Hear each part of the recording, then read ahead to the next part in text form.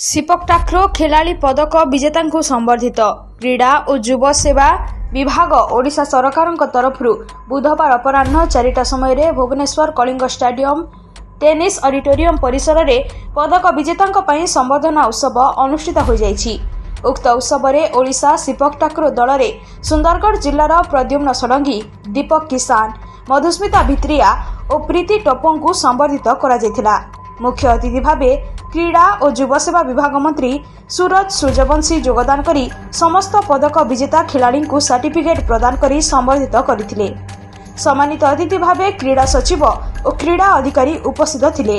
सिपक takraw क्रीड़ा क्षेत्र में उल्लेखनीय सफलता पाई आर्थिक पुरस्कार खिलाड़ी माननकु देथिले।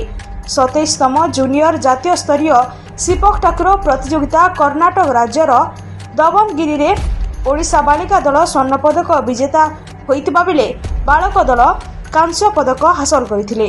उक्त खिलाड़ी माननकु ओडिशा राज्य सिपक टाक्रो संघर साधारण संपादक पृथ्वीराज साहू, सदर विधायक जोगेश कुमार सिंह, सुंदरगढ़ जिला क्रीड़ा अधिकारी, सुंदरगढ़ जिला सिपक टाक्रो संघ, बक्सी संघ, पेंचक सिलर संघ, सुंदरगढ़ जर्नालिस्ट एसोसिएशन समस्त सदस्य शुभेच्छा जणाइछन्ति।